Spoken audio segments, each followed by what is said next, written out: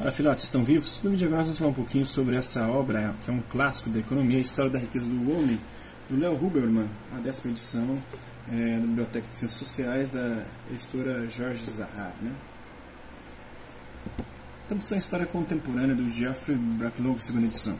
Um dos propósitos desse livro é demonstrar como a história contemporânea é diferente, na maioria de suas preocupações básicas, daquilo que chamamos de história moderna, marcando o período atual, a década de 60 e o início de uma nova época na história da humanidade. Isso aqui é outra obra, né? Em sua análise, mostra o autor como a nova estrutura mundial foi uma consequência material da industrialização e do imperialismo, e como o equilíbrio político e diplomático foi alterado pelo crescimento demográfico, pelo surgimento de numerosas novas nações no mundo subdesenvolvido. Os capítulos que focalizam a transição de uma estrutura europeia para uma estrutura global da política internacional são abordados temas de grande interesse e atualidade, como a propagação da tecnologia e das ideias políticas ocidentais nos países em subdesenvolvimento, os problemas sociológicos e políticos suscitados pela sociedade de massas, além de outras tendências importantes da era contemporânea. Referindo-se ao impacto causado pelo estabelecimento do Estado comunista na Rússia, que acarretou a polarização do mundo em dois campos ideológicos, faz uma análise séria e profunda do marxismo em geral e do marxismo-leninismo em particular, finalizando o livro com um estudo de como o mal-estar resultante de todos esses fatores se exprimiu, a partir de 1918, através das realizações no campo da arte, da literatura e da música. O tema subjacente do livro é, em conclusão, que a nossa apreciação dos acontecimentos recentes da história depende menos de uma compilação penosa dos fatos, do que de uma visão nova ajustada a um mundo em que a Europa deixou de ser o centro de gravidade.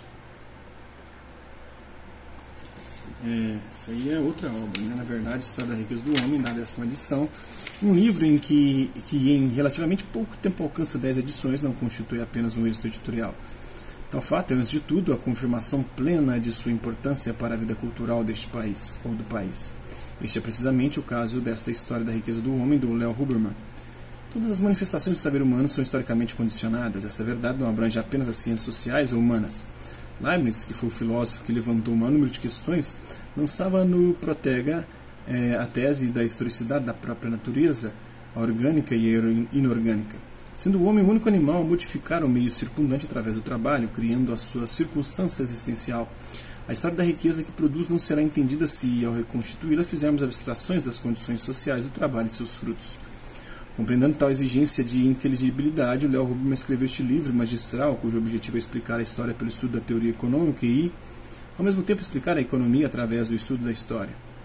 Aplicando esse método interativo, o Huberman enlaça as duas áreas do conhecimento do homem enquanto produtor de riqueza e fabricante de história, conseguindo, à luz dessa simultaneidade, tornar mais inteligível a aventura do homem sobre a Terra e patente o seu poder de transformar a vida.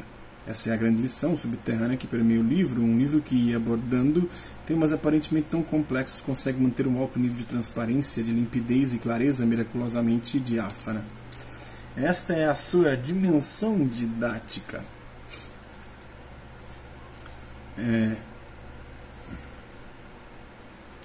Ensina sem parecer estar ensinando, não enfada, encanta, não complica os temas, ilumina-os. A presença do humor confere a este livro um friso de obra de arte, a arte de converter a história em guia combatente da emancipação humana. O Leo Huberman foi chefe do Departamento de Ciências Sociais do New College da Universidade de Columbia, nos Estados Unidos.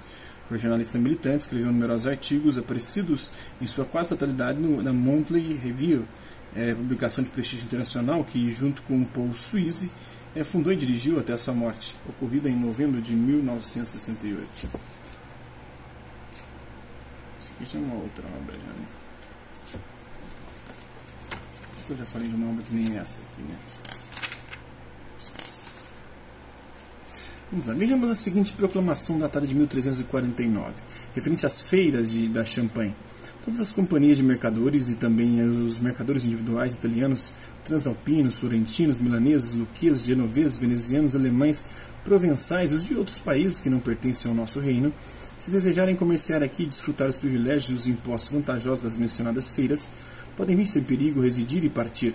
Eles, sua mercadoria e seus guias, com o salvo-conduto das feiras, sob o qual os conservamos e recebemos de hoje em diante, juntamente com sua mercadoria e produtos, sem que estejam jamais sujeitos a apreensão, prisão ou obstáculos, por outros que não os guarda das ditas feiras. Está na Ordonnance de France de la troisième reis recolhidas par ordre chronologique, da imprensa real da época, né? Além de convidar os mercadores de todas as partes para participar das feiras, o regulamento da Champagne lhes oferece salvo-conduto para ir e voltar. É o direito de ir e vir. Isso era importante numa época em que os ladrões infestavam as estradas e tinha que ter o Estado para proteger, né? Com frequência também os mercadores se dirigiam às feiras, ficavam isentos dos penosos impostos e direitos de pedágio, normalmente exigidos pelos senhores feudais durante as viagens. Tudo isso era determinado pelo senhor da província onde a feira se realizava. O que acontecia se um grupo de mercadores era atacado por um bando de salteadores na estrada? Nesse caso, os mercadores da província em questão, onde o roubo fora efetuado, eram eles próprios, banidos das feiras. Isso representava, sem dúvida, um castigo terrível, já que significava a paralisação do comércio daquela localidade. Mas por que o senhor da cidade onde a feira se realizava preocupava-se em fazer esses preparativos especiais? Simplesmente porque a feira proporcionaria riqueza a seus domínios e a ele pessoalmente. Trazeria dinheiro, né? Ou capital, ou riqueza, né? Os mercadores que efetuavam negócios nas feiras pagavam-lhe pelo privilégio. Havia uma taxa de entrada e de saída e de armazenamento das mercadorias, havia uma taxa de venda e uma taxa para armar a barraca de feira. Os mercadores não se opunham a esses pagamentos porque eram bem conhecidos, fixados e não muito altos. As feiras eram tão grandes que os guardas normais da cidade não lhes bastavam.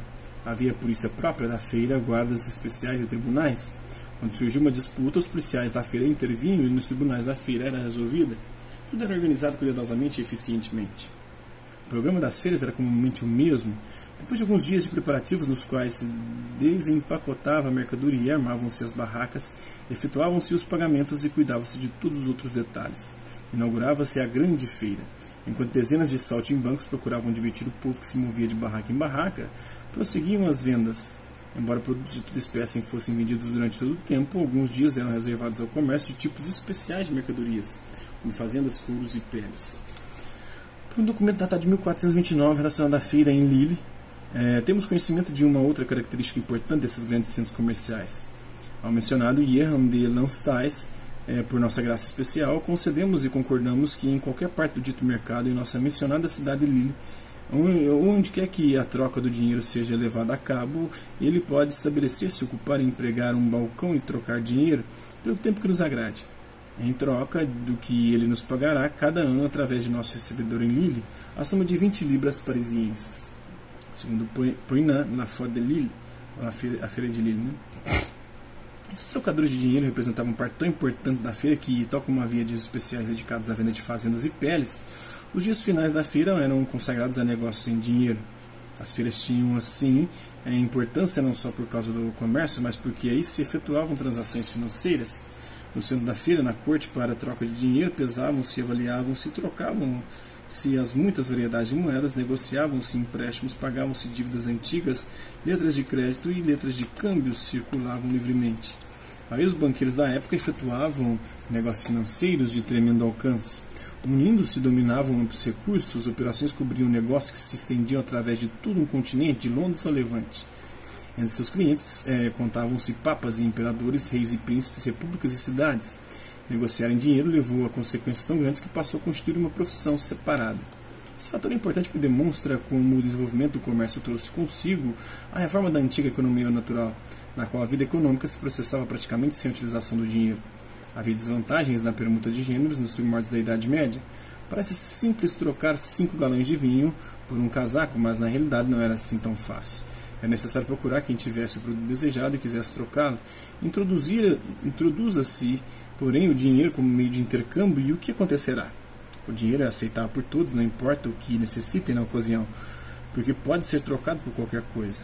Quando o dinheiro é largamente empregado, não é necessário carregar 5 galões de vinho pela redondeza, até encontrar alguém que queira vinho e tenha um casaco para trocar. Não, basta vender o vinho por dinheiro e, então, com esse dinheiro, comprar um casaco.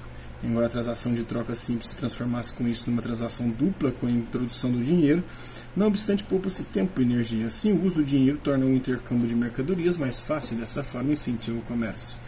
A intensificação do comércio em troca reage na extensão das transações financeiras. Depois do século XII, a economia de ausência de mercado se modificou para uma economia de muitos mercados e com o crescimento do comércio. A economia natural do feudo autossuficiente do início da Idade Média se transformou em economia de dinheiro, de um mundo de comércio em expansão. Capítulo 3, uma cidade. À medida que o riacho irregular do comércio se transformava em corrente caudalosa, todo pequeno broto da vida comercial, agrícola e industrial recebia sustento e florescia. Um dos efeitos mais simples do aumento no comércio foi o crescimento das cidades. Sem dúvida havia certo tipo de cidades antes desse aumento no comércio, centros militares e judiciais do país, onde se realizavam os julgamentos e onde havia bastante movimento. Eram realmente cidades rurais, sem privilégios especiais ou governo que as diferenciasse. Mas as novas cidades que se desenvolveram com a intensificação do comércio, ou as antigas cidades que adotaram uma vida nova sob tal estímulo, adquiriram um aspecto diferente. Se é de fato que as cidades crescem em regiões onde o comércio tem uma expansão rápida, na Idade Média temos de procurar cidades em crescimento na Itália e Holanda. E é exatamente onde elas surgiram primeiro.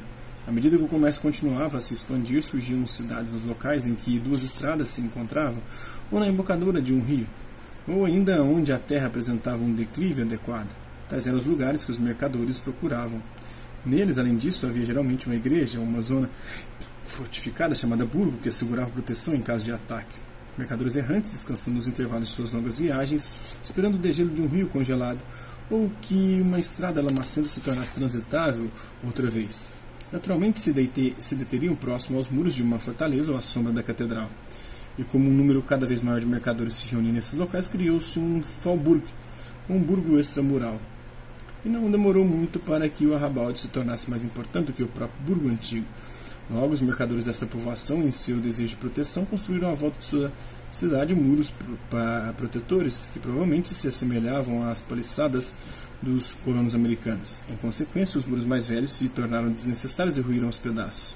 O burgo mais antigo não se expandiu exteriormente, mas se viu absorvido pela povoação mais nova, onde os fatos se sucediam. O povo começou a deixar suas velhas cidades feudais para iniciar vida nova nessas ativas cidades em progresso. A expansão do comércio significava trabalho para maior número de pessoas e estas afluíam à cidade a fim de obtê-lo. Sim, isso é um pouco dessa obra, a História da Riqueza do Homem, do Léo Rubner, 10ª edição da Biblioteca de Ciências Sociais, da editora Jorge Zahar. Espero que vocês tenham gostado do vídeo. Quem curtiu, dá um like, não curtiu, dá um dislike e se interessar pelo conteúdo do canal. É só se inscrever, ativar o sininho e aguardar os próximos vídeos e as próximas notificações. Deixe também seus comentários, vendo o que você tem achado dos vídeos, sugestões de temas e assuntos para serem abordados em vídeos posteriores. E colabora com o nosso canal, compartilhe os nossos vídeos e ajude-nos a chegar ao maior número de pessoas possíveis. Eu gostaria de agradecer aos 463 inscritos no nosso canal, agradecer também aqueles carotas por conta de conteúdo que passa por aqui, deixando sua visualização, seu like, seu dislike, seus comentários, e aqueles que compartilham os nossos vídeos, compartilhem o nosso canal, seja aqui nessa plataforma no YouTube e em outras redes sociais. Mas é isso aí. Hasta la vista, até a próxima.